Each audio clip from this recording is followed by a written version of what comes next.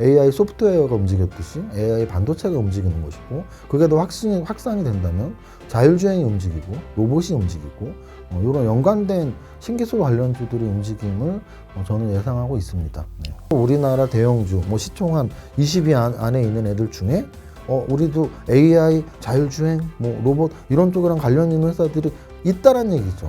여러분들이 포트에 적어도 3분의 1, 이 정도는 당연히 AI, 로봇, 자율주행을 편입을 시키는 게 맞지 않을까.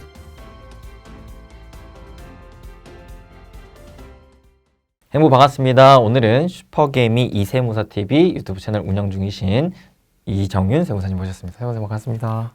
안녕하세요. 반갑습니다. 네, 저희 시청자분들께 자기소개 한번 부탁드리겠습니다. 안녕하세요. 부자TV 구독자 여러분. 제가 여기 처음 이제 초대돼서 나왔는데요.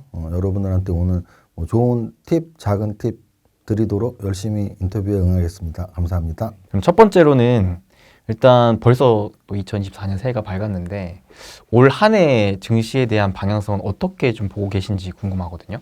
사실 이게 매일매일 마음이 달라지는 것 같아요. 작년 한 12월 초까지만 해도 제 주식 시장에 대한 전망은 그냥 12월 달은 적당히 한 버티는 장에서 마무리가 잘 되면 1월 달은 되게 강한 장이 되고 2024년 내내 좀 저는 강세장이라는 생각을 했었고요.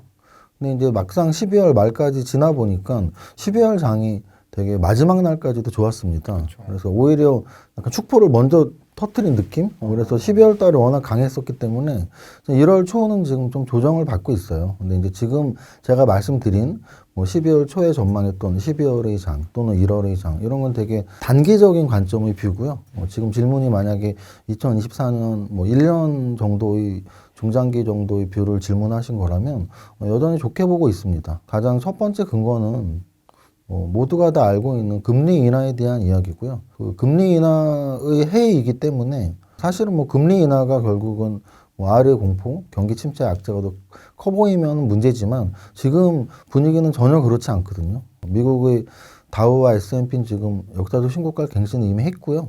나스닥도 사실은 직전 고점 도전 올해 충분히 가능하다고 보고 있고, 일본 증시 같은 경우는 잃어버린 10년의 고점 이후에 거의 30년 최고점입니다. 오늘까지 보면. 그래서 어찌됐든 저찌됐든 글로벌 증시의 분위기, 금리 인하의 해라는 측면에서 2024년을 좋다, 나쁘다 둘 중에 하나로만 결정을 짓고 판단을 한다면 저는 좋다라고 말씀을 드립니다. 네. 상대적으로 작년이랑 비교했을 때도 여전히 좋다라고 보시는 걸까요? 사실은 작년은 어느 정도 반등 정도의 장이었지 강한 장이라고 볼 수는 없거든요. 그 이유는 재작년 장이 3,300에서 한 2,100, 200까지 떨어지는 한 30% 정도의 하락장이었어요. 그 하락장 이후에 이제 작년의 장이 한 15%, 20% 정도의 반등장이었고요. 그래서 지금 일단 2년 전에 꽤 큰 하락, 작년은 좀 반등 정도라면 올해 같은 경우는 작년보다 더 강하다 내지는 약간의 박스권? 이거는 저는 좀 조심해야 될 것 같아요. 작년에 올랐으니까 올해는 떨어져. 특히 아래 공포를 굉장히 경기 침체의 공포를 언급하시는 분들이 있다면 저는 적어도 하락장보다는 버티던지 오르던지인데 버티는 장보다는 오를 확률이 더 높다고 보고요. 만약에 버틴다면 그 박스권은 사실은 2,500, 600 정도가 중심이 될 것 같아요. 작년 연말 12월 달에 중심축이 2,500이었고요.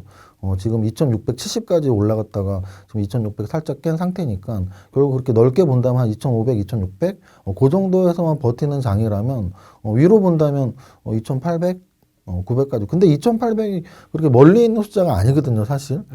2,600에서 10%가 올라도 2,860이에요. 그래서 맞아요. 사실은 10%만 올라도 지금 2,800, 900이 되는 장이기 때문에 저는 아래보다는 위쪽으로 강한 장이다라고 말씀을 드리고, 적어도 강하지 않더라도 잘 버티는 2,500, 600에서 잘 버티는 장, 그렇기 때문에 하락장을 염두에 두는 투자 전략보다는 박스권이라면 개별 종목 장세, 중소형 장세일 것이고, 또는 상승장이라면 대형주까지 움직이는 장세니까 결국은 종목 선정 잘하시고 업종 선택 잘하시는 게 하락장을 염두에 두고 나는 현금화 시켜야지라는 전략보다 우위라고 생각하고 있습니다. 저도 사실 올해는 개인적으로도 좀 기대를 하고 있긴 한데, 근데 한편으로는 되게 또 약간 근심거리가 있는 게 종목 선별이 참 중요할 것 같은데 종목 선별이 좀 어려울 것 같다. 왜냐면은 올해 이벤트들이 또 많잖아요. 우리나라도 총선 있고 미국의 대선 있고 뭔가 이제 정책적인 기조가 막 바뀌면서 또 금리도 갑자기 또 인하로 가면서 뭔가 시장의 전반적인 체질이 바뀔 수 있다 보니까 주도주가 막 새로운 주도주가 나오는 게 아닌가? 이러면서 과연 도대체 어떤 종목들을 잡아야 될지 이게 아직까지는 방향성이 뚜렷하게 잡히지가 않는데 혹시 세무사님 보셨을 때 올해에는 어떤 쪽으로 좀 주목하는 게 좋겠다라고 생각하세요? 점장이가 아니고서는 어떻게 변화될 것까지 예상한다면 우리는 이미 그 사람은 뭐 수천조를 벌었어야 되니까 당연히 뭐 예상은 할 수 있지만 그 예상이 맞을 확률은 그렇게 높진 않아요. 다만 제가 늘 강조하고 싶었던 건 어떻게 변화할지는 몰라도 되지만 지금 현재 강한 테마가 뭔지는 우리는 정확하게 판단을 하고 있어야 된다는 거죠. 근데 이제 보통의 투자자들은 그거를 놓치기 때문에 현재 강한 애가 누군지 모르니까 앞으로 강한 애가 누군지 예측조차 못하죠. 왜냐하면 사실 추세의 측면, 강한 애가 더 강한 걸 우리는 추세라고 하는데 추세적인 측면에서는 현재 강한 아이들이 앞으로도 계속 강할 거야 우리는 예상을 하면 되거든요. 작년 연말, 올해 연초까지 지속적인 이슈는 AI이고요. 사실은 1년 전으로 거슬러 가면 어제 오늘 얘기는 아니고요. 지금 1년 3개월 정도 된 것 같아요. 2022년 가을 정도였습니다. 챗GPT가 처음 이제 생성형 AI가 나왔고요. 그래서 우리나라의 관련주들이 뭐 솔트룩스나 뭐 이런 몇 가지 관련주들이 반짝 뭐 한 50% 100%가 올랐었어요. 연말까지. 그리고 나서 작년 2023년 상반기는 거의 AI와 전기차, 2차 전지 관련주의 많이 오른 종목들은 500% 이상씩 올랐었죠. 그래서 작년 1년 동안 연간 상승률로 봐도 2차 전지에서 에코프로가 한 500% 올랐고요. 포스코 그룹 중에서 포스코 DX가 딱 텐베거, 유일한 텐베거더라고요. 작년 1년 동안. 그리고 1년 동안 역시 탑10 안에 들었던 한 5배 종목 정도 오른 종목 두 종목이 바로 의료 AI인 루닛과 뷰노예요. 그래서 그런 관점으로 본다면 작년 1년 동안 로봇 관련주, AI 관련주가 움직임이 있었다.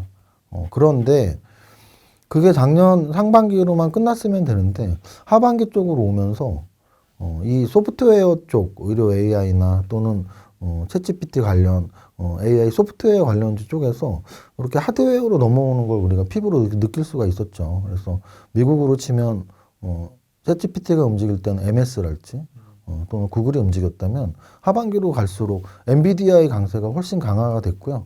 우리나라로 친다면 시총 상위 종목 중에 정배열 종목이 그렇게 많지가 않거든요. 근데 삼성전자, SK 하이닉스 또는 중소형 반도체주 강소기업들 중에서는 뭐 한미반도체, 뭐 리노공업, 최근에는 제주 반도체, 뭐 이런 종목들이 그 반도체의 흐름들.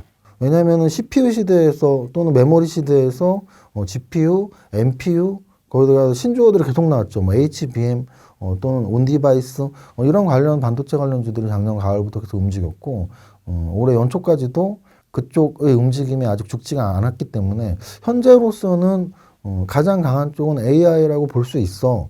그럼 그게 언제 끝날지는 모르지만 아직까지는 진행이 되고 있어 정도고요. 저는 거기서 이제 파생이 계속 되고 있으니까 결국은 신기술주 라인에서 AI에서 아까 말씀드렸던 의료 AI가 움직였듯이 또는 AI 소프트웨어가 움직였듯이 AI 반도체가 움직이는 것이고 그게 더 확산이 된다면 자율주행이 움직이고 로봇이 움직이고 이런 연관된 신기술 관련주들의 움직임을 저는 예상하고 있습니다.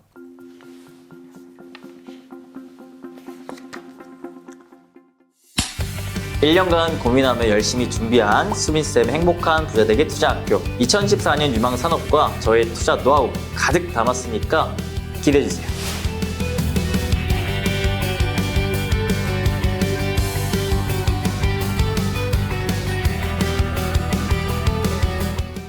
그러면은 결론적으로는 크게 봤을 때는 AI라는 큰 이제 메가 트렌드 안에서 하드웨어든 소프트웨어든 말씀하셨던 더 나아가선 자율주행 로봇까지 이렇게 좀 파생되는 것까지 좀 오래 보는 게 좋겠다라는 말씀 해주신 거네요. 그렇죠. 예를 들어 이제 아까 말씀드렸지만 중장기적인 뷰 또는 단기적인 하루짜리 뷰 이런 게 있을 거 아니에요. 어제 오늘 최근 한 2, 3일 동안 움직인 애들이 결국은 다시 생성형 AI가 움직였는데 그 이유는 뭐 다들 아시겠지만 결국은 챗GPT 뭐 스토아 얘기가 나오면서 관련주들이 막 움직였어요. 심지어 그 무거운 한글과 컴퓨터가 막 상한가까지 가고 뭐 이런 관련주들이 움직인 거죠. 또는 애플에서 이제 AR 글라스 이야기가 나오면서 한동안 잠잠했던 메타버스 관련주들, AR 관련주, VR 관련주도 또 움직였거든요. 그래서 계속 보고 있는 쪽은 그래도 아직 구현이 안 됐거나 또는 앞으로 구현된다고 하거나 또는 그 빅테크 기업들이 투자를 하거나 그런 쪽은 지금 AI, 자율주행, 로봇 이쪽이거든요. 그래서 계속 그쪽을 보는 게 맞는 것 같고요. 또 하나는 여기에서 결국은 지금 제가 말씀드린 업종 테마들을 큰 이름으로 부를 수 있는 게 결국은 성장주거든요. AI, 뭐 로봇, 자율주행 이런 애들은 지금 당장 큰 이익이 나는 애들이 아니에요. 아까 말씀드렸던 작년에 주가 상승률 탑10 애들을 보면 퍼가 10, 20짜리는 없습니다. 굉장히 고퍼들이에요. 심지어 루닛 비누는 이익이 아예 안 나는 회사란 말이에요. 그럼에도 불구하고 그런 애들이 올랐던 이유는 미래의 성장 가능성인데 거기에 대해서 이제 하나 추가로 말씀드리면 아까 이제 올해장을 어떻게 보느냐? 올해장은 좋게 봅니다. 그 이유는 금리 인하의 시대이기 때문이에요. 그러면 결국은 금리 인하의 시대에 성장주, 현재 이익보다 미래 기대되는 이익이 많은 성장주가 훨씬 유리합니다. 그건 이론적으로 그래요.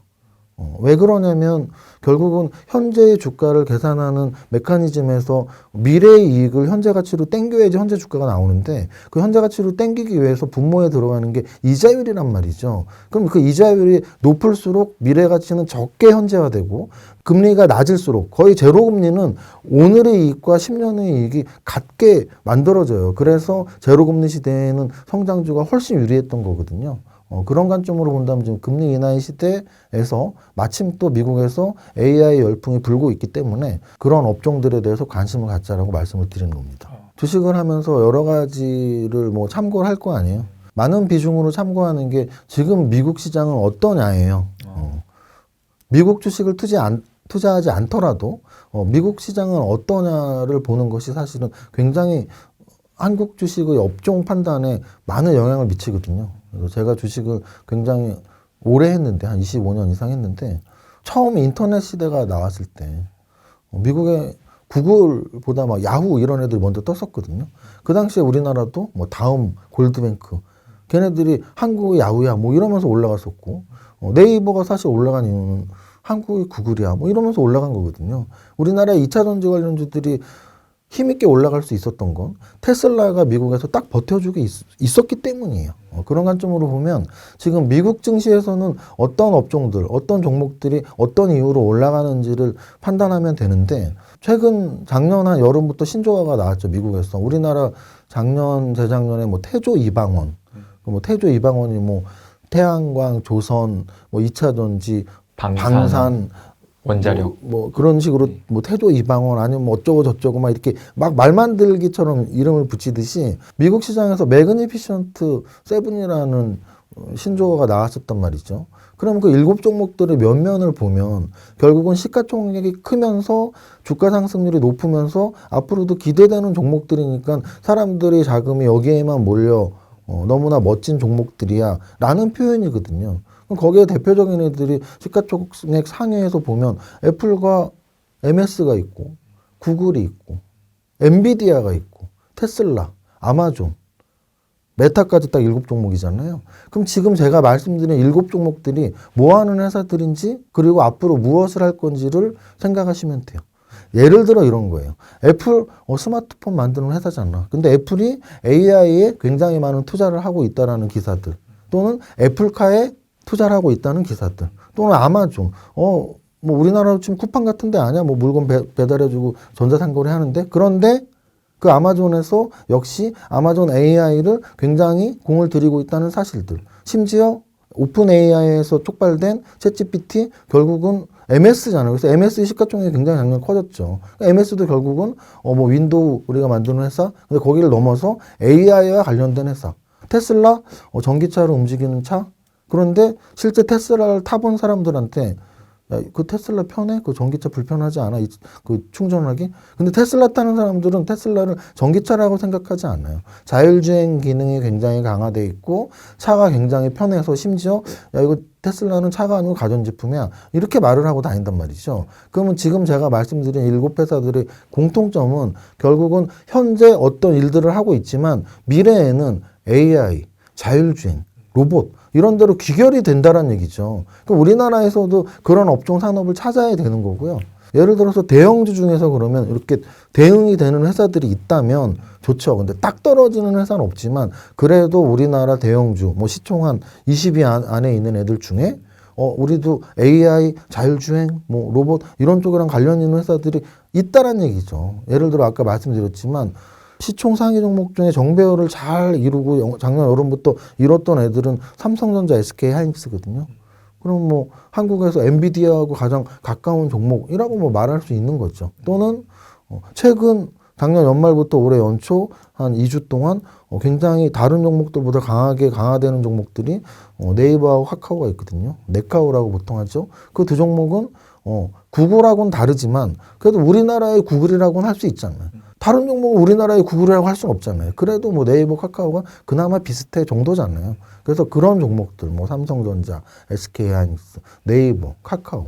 좀 더 말씀드리면 삼성 SDS도 AI와 관련된 삼성그룹주 또는 LG전자, 뭐 AI 또는 자율주행 또는 로봇 산업에 계속 진출하고 있는 LG그룹주.